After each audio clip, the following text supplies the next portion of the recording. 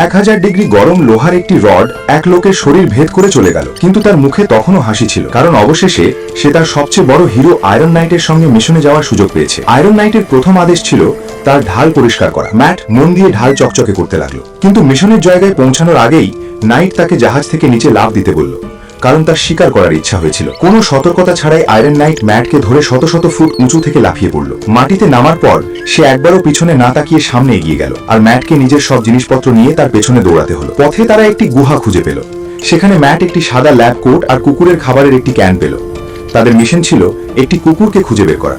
সম্ভবত সে কোনো এক সময় এখানে থাকতো। গুহাটি ছিল পুরোপুরি অন্ধকার। আয়রন নাইট সঙ্গে সঙ্গে ম্যাটকে সামনে গিয়ে নিজের শরীর দিয়ে পথ পরীক্ষা করতে বলল।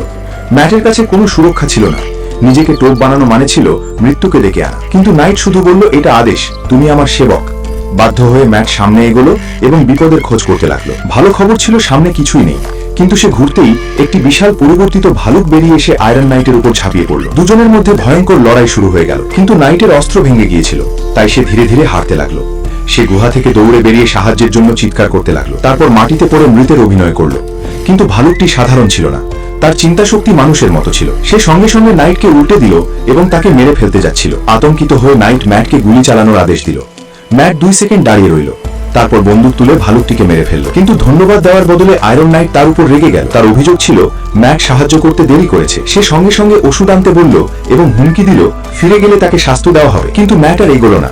এখন সে বুঝে গেছে তার শৈশবের হিরো আসলে এমন নয়। সে চুপচাপ বসে রইল এবং আয়রন নাইটকে মরতে দেখল। এরপর সে নাইটের পোশাক পরে তার শক্তিশালী আর্মারের ভেতরে ঢুকে গেল। অনুভূতিটা ছিল একেবারে অন্যরকম। সে একটি পাথর ছুঁড়ে মারল যা প্রায় আধা মাইল দূরে গিয়ে পড়ল। একটি লাথিতে সে পাথরের দেয়াল ভেঙে ফেলল। তার হাত থেকে আগুন বেরোতে পারছিল এবং মনে হচ্ছিল আর্মারটি উঠতেও পারে। ম্যাট দ্রুত একটি নির্জন বাজার থেকে জ্বালানি কিনল। সেই আর্মার পরে মিশন শেষ করতে এবং নিজেকে প্রমাণ করতে চেয়েছিল। কিন্তু ফিরে আসতেই কিছু গুন্ডা তার আর্মার নিয়ে হাসাহাসি করতে লাগলো। সে তাদের ভয় দেখাতে পাথর ছুঁড়তে চেয়েছিল, কিন্তু বুঝতে পারেনি আর্মার ছাড়া কেউ তাকে ভয় পাবে না। গুন্ডারা তার উপর হামলা চালালো। তারা তাকে মারধর করলো এবং আর্মার খোলার চেষ্টা করতে লাগলো। যখন ম্যাট শুনল তারা আর্মার খুলতে সফল হয়েছে, তখন তার ধৈর্যের বাঁধ ভেঙে গেল। সে দুটি অস্ত্র তুলে নিয়ে একাই তাদের উপর ঝাঁপিয়ে পড়ল। সে 2 জন গুন্ডাকে মেরে ফেললো, কিন্তু সবচেয়ে বড় গুন্ডাটি তাকে আর্মার সহ চেপে ধরলো। তার অস্ত্র কেড়ে নিয়ে নির্মম ভাবে মারতে লাগলো। ঠিক তখন ম্যাট আর্মারের পাশের অংশে হাত ঢুকিয়ে গুন্ডার মাথা ধরে এক আঘাতেই তার খুলি চূর্ণ করে দিল। ভয়ঙ্কর দৃশ্য দেখে বাকি গুন্ডারা প্রাণ বাঁচাতে পালিয়ে গেল। এখন ম্যাট আর্মারের প্রকৃত শক্তি বুঝতে পেরেছে।